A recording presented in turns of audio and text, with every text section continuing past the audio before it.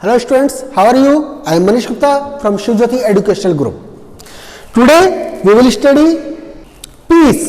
एक अपने आप में आज की डेट में कॉन्टेम्पररी वर्ल्ड के अंदर एक इंपॉर्टेंट वर्ड बन गया। जस्ट लाइक जैसे कि हम डेमोक्रेसी की बात करते हैं, जस्टिस की बात करते हैं, ह्यूमन राइट्स की बात करते हैं, तो बेटा पीस भी एक इंपॉर्टेंट थिंग है ह्यूमन सिविलाइजेशन के लिए, कि बिना उसके हम अपने आप को सिविलाइज नहीं कर सकते, बिना उसके डेवलप नहीं कर सकते। But different and different kinds of sociologist give their views about the peace. कुछ ने उसको अच्छा माना, कुछ ने उसको गलत माना। तो अगर हम बात करें पीस की, तो 19th सेंचुरी के अंदर the 19th century German philosopher Friedrich Nietzsche was one of those who glorified war। अब मैंने अभी आपको यही कहा कि अलग अलग जो फिलोसफर्स थे उन्होंने अपने अपने तरीके से अपने आइडियाज डेवलप करे। तो जो ये फ्रेडरिक नीत्शे है वो पीस को अच्छा ही नहीं मानता था। 19th सेंचुरी का फिलोसफर था वो, उसने वार को ग्लोरीफाई किया कि यानी वार है जो क्या बोलते हैं कि इंपॉर्टेंट चीज है। कि Nietzsche did not value peace because he believe that only conflict would facilitate the growth of civilization. क्योंकि उसका ये मानना था कि जो कॉन्फ्लिक्ट है, संघर्ष है, उसी से ही सिविलाइजेशन का पाथ आगे बढ़ता है। यानी सिविल से वर्ष की सभ्यता जो की उन्नति का जो मार्ग आगे होता है, बढ़ता है, वो किससे? कॉन्फ्लिक्ट से बढ़ता है, संघर्ष से ही बढ़ता है। तो इसी टाइप के जो दूसरे भी कुछ लोग थे उन्होंने भी अपने अपने व्यूज दिए। एक और फिलोसोफर था विल्फ्रेड पैरेटो, वो आर्ग्यू देता था कि that people who were able and willing to use force to achieve their goals constituted the governing elites in most societies. He described them as lions. तो Wilfred ये मानता था कि जो ज्यादातर जो सोसाइटीज है उसके अंदर जो रूलिंग कैटेगरी है, शासक वर्ग है, उसका जो निर्माण है सक्षम और अपने लक्ष्यों को यानी अपने टारगेट को पाने के लिए वो क्या करते हैं? ताकत का इस्तेमाल करते हैं, पावर का यूज करते हैं। तो उसके लिए ताकत का इस्तेमाल करने के लिए वो लोग हमेशा ही तैयार रहते हैं। तो यहां पर वो उन लोगों को जो ताकत का इस्तेमाल करने के लिए हमेशा तैयार रहते हैं, अपनी ताकत को ज्यादा ग्लोरीफाई करते हैं, पावर को, उन लोगों को उसने क्या बताया? शेर बताया है, एक लायन के रूप में उसको एक्सप्लेन किया। अब this is not to suggest that the cause of peace had no champions. ऐसा नहीं था कि इसको भाई केवल ऐसे सब वारी वार को मानने वाले थे, दूसरे लोगों को कोई इसको मानने वाला ही नहीं था पीस को। पीस के लिए भी है जो क्या बोलते हैं, एक peace occupied a central place in the original teaching of the almost all religion. जितने भी रिलीजन है उसके अंदर शांति को क्या माना गया? एक मेन सेंट्राइज किया गया, यानी मेन धुरी माना गया कि अगर आपको डेवलप होना है, वर्ल्ड के अंदर आपको सर्वाइव करना है, तो शांति बहुत जरूरी है। हर धर्म के अंदर इसके बारे में लिखा गया। तो the modern era too has witnessed ardent advocates of peace both the spiritual and secular domains. Present time के अंदर हम बात करें, आधुनिक काल में जो भौगोलिक और जो एक तरह से स्पिरिचुअल एरा जो है उसके अंदर भी, सेकुलर डायमंड के अंदर भी, ये दोनों ही है जो क्या बोलते हैं शांति का, पीस का एक बहुत ज्यादा इन्होंने इस चीज की एडवोकेट की है। यानी उसके बहुत बड़े पैरोकार रहे हैं ये कि भाई शांति होना बहुत जरूरी है। हमारे कंट्री के अंदर महात्मा गांधी का हम एग्जांपल ले सकते हैं, एक प्रोमिनेंट फिगर थे। तो however the contemporary प्रीऑक्यूपेशन with piece can B terraced to the atrocities of the 20th century which resulted in the death of millions of human beings. तो यहां पर ये कहता है कि जो अलग अलग तरीके से जो लोग सामने आए थे, शांति के जो समर्थक थे, उसके अंदर महात्मा गांधी का नाम जैसे हमारा था, तो उसमें ये 20th सेंचुरी के अंदर जो अलग अलग उसके अंदर जो अत्याचार हो रहे थे लोगों के साथ में, वो भी इसी के आधार पर किए जा रहे थे, एट्रोसिटीज के, जिसके बेस का रिजल्ट क्या निकला कि लाखों करोड़ों की तादाद में लोग मारे गए।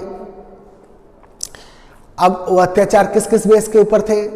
जस्ट लाइक जैसे कि आपका इटली के अंदर फासिज्म डेवलप हुआ, जर्मनी के अंदर नाजिज्म डेवलप हुआ, उसके बेस के ऊपर वर्ल्ड वार क्रिएट हो गई। तो उसका इंपैक्ट केवल उन्हीं पर ही नहीं बल्कि दूसरे कंट्रीज के ऊपर भी आया। अब जो मैनी ऑफ एफोसाइड calamities involve the use of advance technology to wreak havoc on unprecedented scale. अब ये जो विपदाएं आई थी सेकेंड वर्ल्ड वॉर के अंदर या उससे पहले, तो इन विपदाओं में जो बड़े पैमाने पर जो तबाही हुई थी, वो तबाही का रीजन क्या रहा? क्योंकि वहां पर टेक्नोलॉजी बहुत ज्यादा डेवलप हुई थी, टेक्नोलॉजी का यूज सबसे ज्यादा इसके अंदर किया गया था। तो इसका रिजल्ट क्या निकला कि London, Germany carpet bomb London during the second world war. German ने जो क्या बोलते हैं लंदन के ऊपर भयंकर रूप से बमबारी चालू कर दी,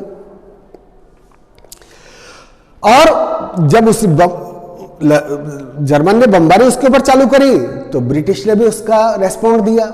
उसने भी है जो क्या बोलते हैं 1000 बॉम्बर्स उसके जो सिटीज थे, जर्मन सिटीज थे, उनके ऊपर अटैक करने के लिए लगा दिए। तो रिजल्ट क्या निकला? दोनों तरफ से हजारों तादाद में लोग मारे गए। और ये वार एंड कब हुआ? कि the war ended with the USA dropping atom bomb on the Japanese cities like Hiroshima and Nagasaki. यानी ये इस वार का जो सेकेंड वर्ल्ड वार का जो एंड कब हुआ? जब यूएसए ने जापान के 2 सिटीज, फेमस सिटीज हिरोशिमा और नागासाकी के ऊपर बॉम्बिंग कर दिया, न्यूक्लियर बम अटैक कर दिया, और उसके अंदर करीब लाखों की तादाद में लोग मारे गए। 1,20,000 people died immediately from 2 attacks. और बहुत सारे जो लोग थे वो न्यूक्लियर रेडिएशन, यानी जितने लोग उसके अंदर नहीं मारे गए थे उससे ज्यादा लोग न्यूक्लियर रेडिएशन के इंपैक्ट से बाद में मारे गए थे। और ज्यादातर जो कैजुअलिटीज थी उसके अंदर 95% इससे सिविलियंस अफेक्टेड हुए थे। यानी इसका इंपैक्ट इतना ज्यादा था कि एक तरह से हिरोशिमा और नागासाकी शहर पूरी तरह से तबाह हो गया था। और वही नहीं, उसके आसपास का एरिया भी बिल्कुल तबाह हो गया था रेडिएशन के इंपैक्ट से। अब यही नहीं था कि ये हुआ, उसके बाद भी अपनी अपनी सुपरमेसी दिखाने लगे। The post war decades were marked by the intense rivalry between 2 super powers, the capitalist USA and the communist USSR for world supremacy. यानी वर्ल्ड वार तो आपका यहां पे खत्म हो गया, लेकिन उसके बाद में एक तरह से पूरे वर्ल्ड के अंदर 2 super power, 2 country super power बनकर के उभरे थे। एक तो कैपिटलिस्ट यूएसए अमेरिका और दूसरा कम्युनिस्ट यूएसएसआर। और दोनों ही कंट्री अपनी सुपर पावर को वर्ल्ड के अंदर इंपोज करना चाहते थे, थोपना चाहते थे, एस्टैब्लिश करना चाहते थे। तो रिजल्ट क्या था? Since nuclear weapon had become the new currency of power, both countries began to make and stockpile them on a large scale. तो सीधी सी बात है, ये उस समय माना ही यही गया था कि जिस कंट्री के पास में एटम बम है वो सुपर पावर है। और तो दोनों ही कंट्री सुपर पावर थे एटम बम, और दोनों ही है जो कंट्री अपने अपने स्टॉक को इंक्रीज करने लगे। फिर इसलिए एग्जांपल दिया 1962 के अंदर भी वार होते होते बचा था, क्योंकि अमेरिका के पास का जो कंट्री था एक क्यूबा, एक छोटा सा कंट्री वो एक तरह से बोल सकते हैं हम कि रशिया की शेल्टर में आ गया। तो 1962 के अंदर Cuban missile crisis of October 1962 was a particularly dark episode in this unfolding military competition. ये 1962 का एक तरह से डार्क एपिसोड था। और ये कब शुरू हुआ? क्योंकि मैंने अभी आपको कहा कि ये जो क्यूबा था ये रशिया की शेल्टर में आ गया था और रशिया ने अपने न्यूक्लियर मिसाइल्स वहां पर क्यूबा के अंदर लगा दिए चुपचाप। तो जब ये क्यूबा के अंदर इसे मिसाइल वगैरह लगा दिए तो जो अमेरिकन स्पाई प्लेन्स था उसने इनको खोज निकाला कि भाई सोवियत न्यूक्लियर मिसाइल क्यूबा के अंदर लगे हुए हैं। तो इससे तो अमेरिका भड़क गया। Ultimately the USA respond to organizing a naval blockade of Cuba and threatening military action against the USSR if the missile were not removed। अब अमेरिका भड़क गया तो अमेरिका ने जो क्या बोलते हैं इस समुद्री रास्ते थे उन सबकी नाकेबंदी कर दी और यूएसएसआर को एक तरह से वार्निंग दे दी कि या तो आप इसको हटाइए वार को और नहीं तो हम इसका रेस्पॉन्ड देंगे। तो एक तरह से confrontation eye ball to eye ball, आमने सामने की लड़ाई हो गई थी। और इसका एंड कब हुआ? जब when the Soviet withdraw their missile, जब सोवियत यूनियन ने अपनी मिसाइल को वहां से हटा दिया तब उसका विड्रॉ हुआ, वार ये खत्म हुआ। तो during the 2 weeks it lasted the crisis had brought humanity personally close to the brink of total destruction. 2 सप्ताह तक बहुत ज्यादा वर्ल्ड के अंदर टेंशन क्रिएट हो रही थी एक तरह से कि कब क्या हो जाए। तो ये एक पीस से पहले का एक ने बताया कि भाई इस टाइप के चल रहा था। अब आती है बात आखिर में द मीनिंग ऑफ पीस। शांति का मतलब क्या है? तो मीनिंग ऑफ पीस के अंदर कहता है peace is often defined as the absence of war. किसको माना गया कि भाई वार नहीं होगा, उसको जब वार नहीं है तो उसको क्या मान लिया कि भाई शांति है। Because war is usually equated with the armed conflict between country के आर्म को इसको क्या देखा जाता है वार को कि 2 देशों के बीच के अंदर युद्ध हो रहा है तो भाई उसको वार माना जाता है। तो हाउएवर व्हाट हैपेंड इन ये एग्जांपल देता है रवांडा और बोस्निया में तो ऐसा हुआ ही नहीं था। तो yet it represented A violation of session of peace, लेकिन फिर भी है जो यहां पर पीस का वायोलेशन हुआ। अब सेकंड डेफिनेशन बताता है कि the second step is defining peace would be to see it as a absence of violent conflict of all kinds of including war, riot, massacre, assassination और simply physically attack. तो यहां पर ये कहता है कि भाई ये दूसरा कदम जो है शांति की परिभाषा का, इसमें ये कहता है कि युद्ध देशों के अंदर हो, चाहे नरसंहार में हो, चाहे वो आपका फिजिकली आप अटैक करें, चाहे एसिनेशन किसी को मारे, दंगा फसाद हो, ये सब नहीं होने चाहिए। इनके एब्सेंस के अंदर जो चीज है उसको क्या माना गया है? शांति माना गया है। तो ये जो डेफिनेशन है यानी 2 देशों के बीच में युद्ध ही नहीं, अगर आप कहीं पर जो क्या बोलते नरसंहार हो रहा है, कहीं पर दंगा फसाद हो रहा है, इस चीज को फिजिकली आप एक दूसरे को मार रहे हैं तो उस चीज को भी क्या है एक तरह से पीस नहीं माना जा सकता। अगर ये सब चीजें नहीं है तो हम उसको क्या कह सकते हैं कि भाई वो पीस है। तो ये जो डेफिनेशन है उसको पहले से अच्छा माना गया है। तो the social institution and practices that reinforce interest inequalities of caste, class and gender can also cause injury in suitable and invisible way. तो आज की डेट के अंदर जो हम देखते हैं कि सोशल इंस्टीट्यूशन है, प्रैक्टिस है, वहां पर भी है जो क्या बोलते हैं कास्ट के अंदर बेस के ऊपर, क्लास के बेस के ऊपर, जेंडर के बेस के ऊपर लोगों के साथ में डिस्क्रिमिनेशन किया जाता है, लोगों को इंजर्ड होते हैं। ये एक इनविजिबल वे है जिसके अंदर की ये सारी चीजें नजर आती हैं। If any challenge is made to these hierarchy by oppressed classes, it may also breed conflict and violence. अगर एक कोई भी है जो इस चीज़ को चैलेंज करता है ऑपरेशन क्लासेस के थ्रू, तो एक तरह से उनके बीच में कॉन्फ्लिक्ट या फिर वायलेंस क्रिएट होता है। तो structural violence of this kind में produce large scale evil consequences. तो ये एक तरह से ढांचागत जो वायलेंस होता है, यानी आप किसी एक कास्ट को दूसरा कास्ट अपने आप को सुपरमेसी समझ करके उसको वायलेट करे, इग्नोर करे, तो उसके ऊपर जो वायलेंस या कॉन्फ्लिक्ट जब क्रिएट होता है तो उसके गंभीर परिणाम देखने में सामने आते हैं। तो अब आता है अपना forms of structural violence. The traditional caste system treated certain groups of people as अस्पृश्य और अनटचेबल, यानी अपने इंडिया की बात कर रहे हैं। यानी जो ट्रेडिशनल कास्ट सिस्टम है,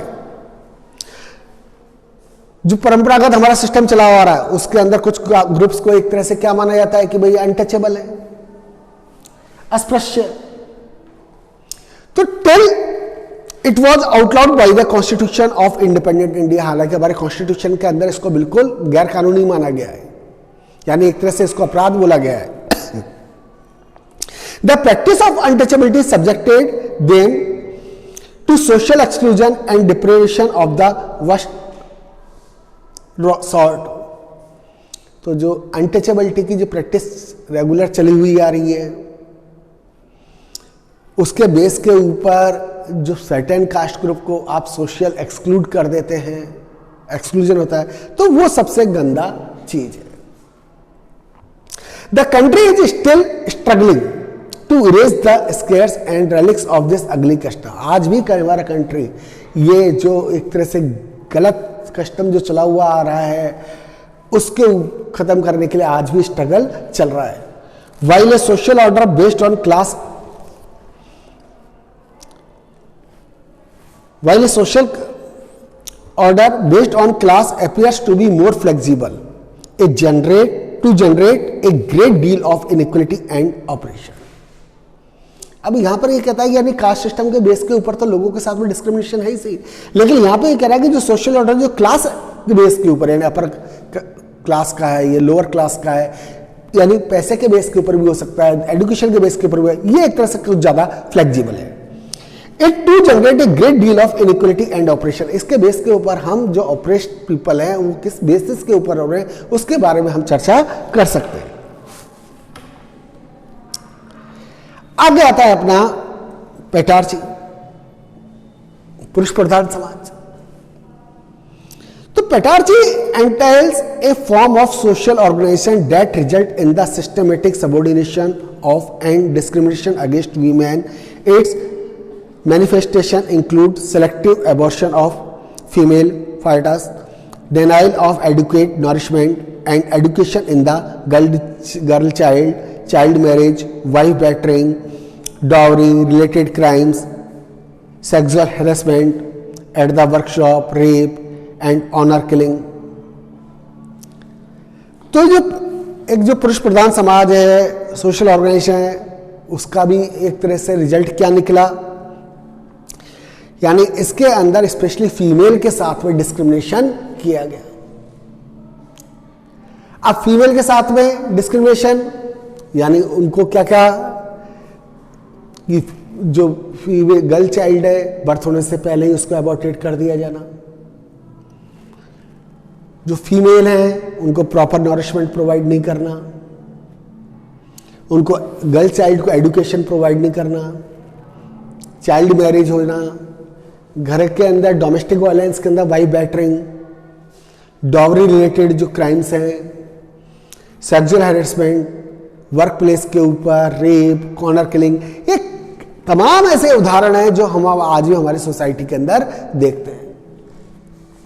और एक किस बेस के ऊपर कि भाई पेट्रियार्कल सोसाइटी, यानी आप उसके अंदर फीमेल को अपने से जो मेल पर्सन है वो बिलो मानता है।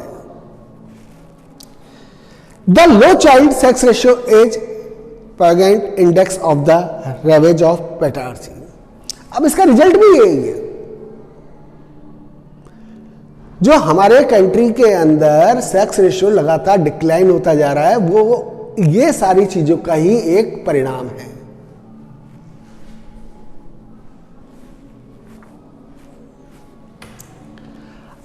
अब नेक्स्ट है हमारा रेशिज्म एंड कम्युनलिज्म। बेटा ये सारे टॉपिक्स को मैंने क्या किया है कि एक पॉइंट वाइज डिस्क्राइब कर दिया है। आपके बुक के अंदर कहीं पर भी ये नहीं है। जो फॉर्म्स ऑफ स्ट्रक्चरल वायलेंस का फर्स्ट पैराग्राफ था वो आपका ट्रेडिशनल कास्ट सिस्टम से रिलेटेड था, सेकंड वाला पेटार्सी से है, और थर्ड वाला जो पैराग्राफ है वो आपका रेशिज्म एंड कम्युनलिज्म। इसलिए मैंने इसको बुक के अंदर पैराग्राफ वाइज इसको सब हेडिंग दे दिया है। तो प्लीज इसे कंफ्यूज ना होना कि ये कहां से आगे बुक में है, नहीं, ये आपके पैराग्राफ को मैंने हेडिंग सब हेडिंग दिया है। तो colonialism in the sense of prolonged and direct subjection of a people to alien rule of is now a rare phenomena। तो कॉलोनिज्म का इम्पैक्ट आज भी हमारे इंडिया के अंदर देखने में आता है। प्रोलॉन्ग डायरेक्ट सब्जेक्शन था क्योंकि हमारे पास ब्रिटिश रूल था, but the ongoing Palestine struggle against Israel domination shows that it has not disappeared completely. यानी जो हमारे यहाँ पर जो क्लास की जो सुपरमेसी थी, ब्रिटिश लोग अपने आप को ज्यादा सुपर मानते थे, उसका तो समझ में आता है कि भाई हमारे ऊपर आज भी उसका इम्पैक्ट देखने में आ रहा है क्योंकि हम 200 सालों तक उनके गुलाम बने रहे थे। तो ये चीज आज भी खत्म नहीं हुई है। यहां पर इसका एग्जाम्पल देता है कि जो पैलेस्टाइन स्ट्रगल है इजराइल के अंदर डोमिनेशन के अगेंस्ट जो चल रहा है वो आज भी खत्म नहीं हुआ है, रेगुलर जारी है। Besides the former colonies of European imperialist countries are yet to recover completely from the forms of manifold exploitation they suffered during the colonial era। तो यहां पर एक है कि जो इसके अलावा जो कई सारे दूसरे कंट्रीज जो यूरोपियन इंपीरियलिस्ट कंट्रीज की कॉलोनी बने हुए थे आज भी इस चीज से उबर नहीं पाए, आगे डेवलप नहीं हो पाए। अब आगे कहता है कि racism and communism involve the stigmatisation and oppression of an entire social group और कम्युनिटी। यानी इसके अंदर क्या क्या इन्वॉल्व है? Stigmatisation and oppression of entire, जितनी भी सोशल और कम्युनिटी ग्रुप है वो सबका इसके अंदर इन्वॉल्व होती है। Though the notion that humanity can be divided into distinct races is scientifically spurious। अब जो अलग अलग रेसेस के लोग हैं वो अपने आप को ज्यादा सुप्रिय बताने की कोशिश करते हैं। It has been used to justify insidious practices such as Negro slavery in United States of America। अब यानी जो ब्लैक पीपल हैं या व्हाइट पीपल हैं, व्हाइट पीपल अपनी ज्यादा सुपरमेसी किसके ऊपर दिखा रहे हैं? ब्लैक पीपल के ऊपर दिखाए और अपने आप को जस्टिफाई करते हैं। जस्ट लाइक जैसे कि इसलिए अमेरिका का एग्जांपल दिया, 1865 के अंदर जो ब्लैक पीपल थे, निग्रो स्लेवरीज जो थी, उनको गुलाम बना के रखा जाता था। The slaughter of juice in the Hitler's Germany, ये भी एक है क्योंकि जर्मनी के अंदर जो हिटलर था वो आर्यन को ज्यादा सुपर मानता था और वहां पर एक तरह से नरसंहार कर दिया गया था किसका? जूस का। And apartheid A policy followed until 1992 by the white controlled government in south Africa. अब इसके अंदर यानी on the basis of skin colour के बेस के ऊपर जो ब्रिटिश गवर्नमेंट थी, क्योंकि 1992 से पहले south Africa was the colony of the British. तो जो ब्रिटिश की जो कॉलोनी थी बना रखी थी वो उसके अंदर जो वहाँ के जो नेटिव पीपल थे, लोकल पीपल थे, कलर के बेस के ऊपर, स्पेशली स्किन कलर के बेस के ऊपर उनके साथ में डिस्क्रिमिनेशन किया जाता था। तो which treated the majority black people of the country as second class citizen, यानी ब्लैक पीपल को तो वो एक तरह से दोयम दर्जे का नागरिक मानते थे। अब racial discrimination still continues covertly in the West and is now often directed against the immigrants from the countries in Asia, Africa and Latin America। अब ये जो रेशियल डिस्क्रिमिनेशन है आज भी जारी है और स्पेशली वेस्ट के अंदर जहां पर कि जो इमिग्रेंट्स हैं कहाँ के, एशिया के, अफ्रीका के, लैटिन अमेरिका के, उन लोगों के साथ में भी गलत तरह से व्यवहार किया जाता है। The psychological and tangible harm suffered by the victims of violence often creates grievances that persist over generation.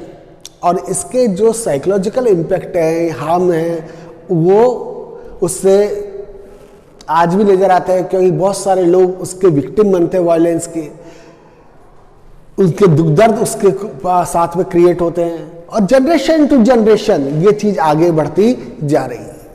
आज भी इसका कोई खात्मा नहीं हुआ है। Sometimes they may give rise to fresh bouts of conflict when provoked by some incident or even remark। आज भी कई सारे इंसिडेंट हम देखते हैं कि जो वहां पर कलर, स्किन के कलर के बेस के ऊपर लोगों के साथ डिस्क्रिमिनेशन के बेस पर इस टाइप की घटनाएं होती रहती हैं। A just and lasting peace can be attained only by articulating and removing the latent grievances and causes of conflict through a process of dialogue। यानी ये चीज का खात्मा कब होगा? जब हम एक आपस के अंदर एक दूसरे के साथ में डायलॉग्स एस्टैब्लिश करेंगे, उनके दुख दर्द को समझेंगे, ग्रीवेंसेस को फील करेंगे, उनकी परेशानी को दूर करेंगे, तो धीरे धीरे ये जो फीलिंग्स है अपने आप ही खत्म होती है। अब एलिमिनेटिंग वायलेंस, वायलेंस को सबसे पहले खत्म करना जरूरी है। The constitution of the United Nation Educational Scientific and Cultural Organisation rightly observe, यानी उसने इस चीज को क्या कहा कि war begin in the minds of man. शुरुआत कहां से होती है? लोगों के दिमाग से। It is the mind of man that the defence of peace must be constructed. और ये लोगों के दिमाग के अंदर ही ये सोच ही है। दिमाग का मतलब यहां पर क्या है? लोगों की सोच के बेस के ऊपर ही वार क्रिएट होते हैं, और जो पीस है वो भी किस बेस के ऊपर क्रिएट होगी? उनकी सोच के बेस पे। यानी हमें लोगों की सोच को बदलना जरूरी है। तो we have noted that violence does not originate merely within the individual psyche. तो यहां पर किसी एक पर्सन के बेस के ऊपर वार क्रिएट नहीं होता। It is also noted in certain social structure, यानी इसका कारण क्या है? हमारा सामाजिक ताना बाना है। The elimination of structural violence necessities, तो जो स्ट्रक्चर यानी ताना बाना, जो स्ट्रक्चरल वायलेंस होता है उसको जड़ से खत्म करना जरूरी है एक डेमोक्रेटिक और न्यायोचित समाज के लिए। तो peace understood as the harmonious coexistence of contented people. तो पीस को क्या समझा गया है कि एक ऐसा भाईचारा जहां पर कि सभी लोग आराम से रह सके, would be a product of such a society. तो it can never be achieved once and for all, ये किसी एक पर्सन के द्वारा या उसको अचीव नहीं कह सकता। Peace is not an end state but a process involving an active pursuit of the moral and material resources needed to establish human welfare in the broadest sense of the term। तो यहां पर ये कहता है कि peace is not an end state, यानी किसी भी राज्य को टारगेट नहीं है उसको अचीव कर लिया, बल्कि एक प्रोसेस है जिसमें कि मॉरल बेस ग्राउंड के ऊपर लोगों का पार्टिसिपेशन ज्यादा हो, और जो मेटीरियल रिसोर्सेज है needed to be establish human welfare, वो ह्यूमन वेलफेयर की, समाज के कल्याण के लिए, लोगों के कल्याण के लिए उनको एस्टेब्लिश किया जाए, और जिससे कि लोक कल्याणकारी समाज की स्थापना हो सके। सो थैंक यू स्टूडेंट्स, ये टॉपिक हमारा हाफ टॉपिक हमने कंप्लीट लिया है इसके बेस के ऊपर। अब नेक्स्ट टॉपिक के अंदर हम can violence ever promote peace, इस टॉपिक को हम नेक्स्ट क्लास के अंदर लेंगे। Thank you.